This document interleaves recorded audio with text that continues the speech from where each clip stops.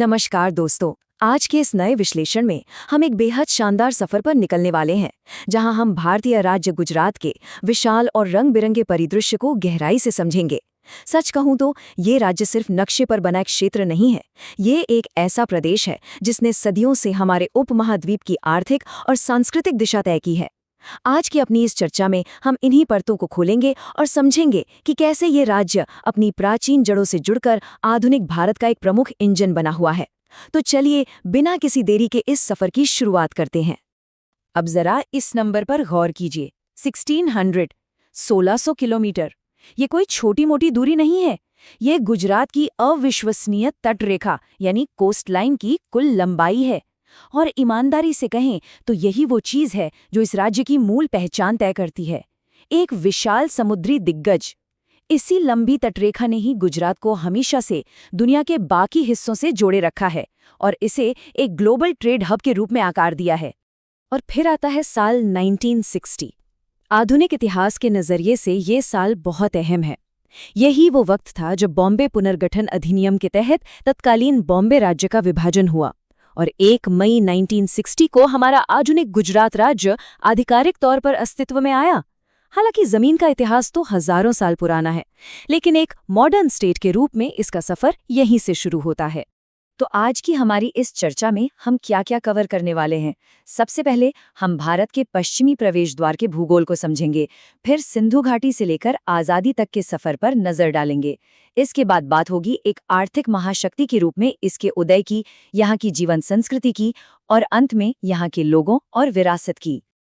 चलिए भाग 1 से शुरुआत करते हैं, भारत का पश्चिमी प्रवेश द्वार यानी इसके भौगोलिक आधार। क्योंकि किसी भी जगह को समझने के लिए पहले उसका भूगोल समझना जरूरी होता है। क्या आपने कभी ध्यान दिया है कि कैसे गुजरात की सीमाएं ही असल में इसकी सबसे बड़ी ताकत बन गई? सोचकर देखिए, इसके पश्चिम और दक्षिण में विशाल अरब सागर है जो इसे सीधे दुनिया भर के समुद्री रास्तों से जोड़ देता है। उत्तर पश्चिम में पाकिस्तान के साथ इंटरनेशनल बॉर्डर है और देश के अंदर देखें तो ये राजस्थान, मध्य प्रदेश और महाराष्ट्र से घिरा है। मतलब समुद्र की सीधी पहुंच और इतने अहम भूभागों से घिरे होने की वजह से इस क्षेत्र का एक बड़ा व्यापारिक केंद्र बनना तो जैसे पहले से ही तय था। अब आते हैं अपने दूसरे भाग पर, सिंधु घाटी से स्वतंत्रता तक एक ऐतिहासिक महाकाव्य। ये एक ऐसी जमीन है जिसने कई साम्राज्यों को बनते और बिगड़ते देखा है। ये कोई कल की बात नहीं है। कहानी शुरू होती है लगभग 2000 ईसा पूर्व से। उस वक्त यहाँ सिंधु घाटी सभ्यता के बेहद उन्नत नगर हुआ करते थे। फिर 322 ईसा पूर्व के आसपास चंद्रगुप्त मौर्य और अशोक जैसे महान शासकों के मौर्य साम्राज्य ने यहाँ अपना परचम लहराया।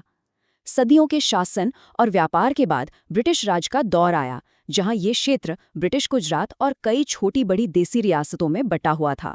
और फिर अंत में 1960 में इसे आधुनिक राज्य का दर्जा मिला। देख रहे हैं आप, ये सभ्यता लगातार इवॉल्व होती रही है। इतिहास कैसे खुद को अपग्रेड करता है, ये वाला कंपैरिजन उसका एक बहुत ही शानदार उदाहरण है। एक तरफ है प्राचीन शहर लोथल, इसे दुनिया के सबसे पहले बंदरगाहों में से एक माना जाता है, जहां से मिस्र और सुमेर के साथ व्यापार होता था। और दूसरी तरफ देखिए आज का आधुनिक कांडला बंदरगाह, जो आश्चर्यजनक रूप से 415.51 लाख टन कार्गो संभालता है। हजारों साल गुजर गए, लेकिन एक समुद्री महाशक्ति के रूप में जो इस जगह का मूल डीएनए है, वो आज भी बिल्कुल वैसा ही है। आगे बढ़ते हैं भाग 3 की तरफ, एक आर्थिक महाशक्ति जहां कृषि और उद्योग दोनों का जलवा है। इसी पुरानी समुद्री ताकत ने आज के इस शानदार आर्थिक विकास की नींव रखी है। अगर यहाँ की अर्थव्यवस्था की बात करें तो विविधता ही इसकी सबसे बड़ी ताकत है। खेती की बात करें तो ये राज्य कपास, तंबाकू और मूंगफली के उत्पादन में पूरे देश में सबसे आगे है। और इंडस्ट्रीज, भाई ये सिर्फ कपड़ा या इंजीनियरिंग तक ही सीमित नहीं है। आज ये रसायन और पेट्रोकेमिकल्स का एक बहुत बड़ा ग्लोबल हब बन चुका है। ये कृषि और भारी उद्योग का एक ऐसा गजब का बैलेंस है जो इसे एक पावर हाउस बनाता है। लेकिन सच कहूं तो ये सब बिना मजबूत इंफ्रास्ट्रक्चर के नामुमकिन था। और यहीं एंट्री होती है सरदार सरोवर नर्मदा परियोजना की। ये प्रोजेक्ट एक असली गेम चेंजर साबित हुआ है।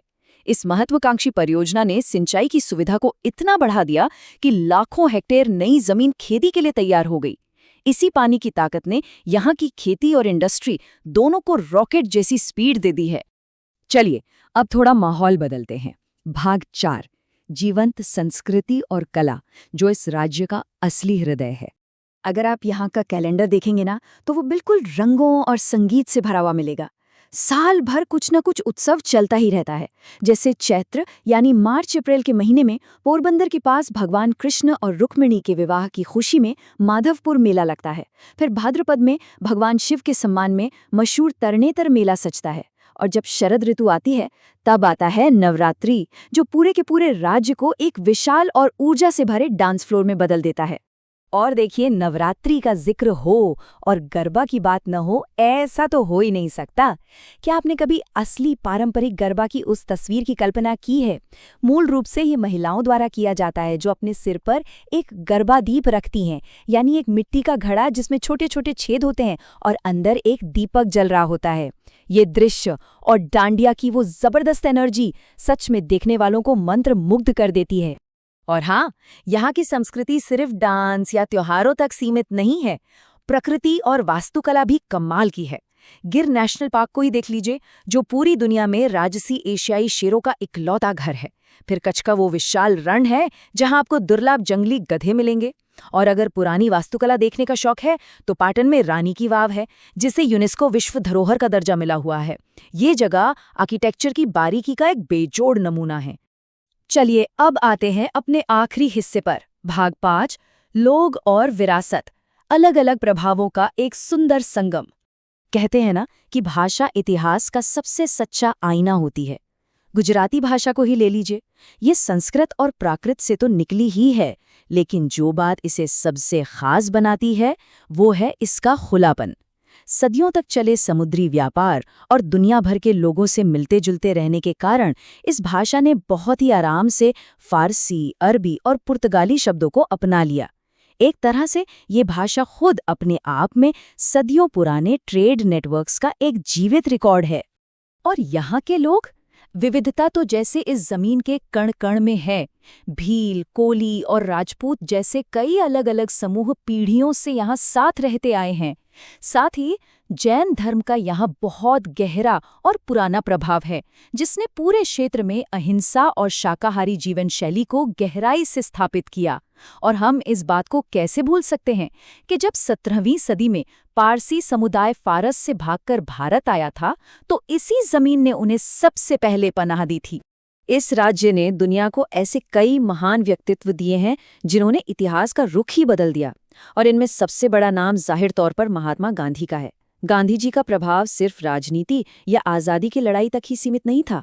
उनके लिखने का जो एक सादा और ऊर्जा से भरा तरीका था ना, उसने आधुनिक गुजराती साहित्य को भी हमेशा हमेशा के लिए बदल दिया।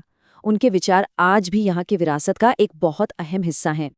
तो दोस्तों, इसी के साथ हम अपने इस शानदार सफर के अंत पर आ गए हैं। लोथल की उन प्राचीन बंदरगाहों से लेकर कांडला के आज के विशाल शिपिंग हब तक, और पारंपरिक गरबा की धुनों से लेकर पेट्रोकेमिकल कारखानों की गड़गड़ाहट तक, ये राज्य सचमुच परंपरा और आधुनिकता का एक अद्भुत संगम है। अब जाते जाते एक बड़ा सवाल हम सबके सोचने के लिए है। इस पश्चिमी प्रवेश द्वार की ये जो सदियों पुरानी व्यापार को बढ़ावा देने वाली भावना है, ये आने वाले समय में हमारे पूरे उपमहाद्वीप के भविष्य को किस नई दिशा में लेकर जाएगी, ये वाकई सोचने वाली बात है ना? आज के इस विश्लेषण में हमारे साथ जुड़ने के लिए आपका बहुत बहुत धन्यवाद।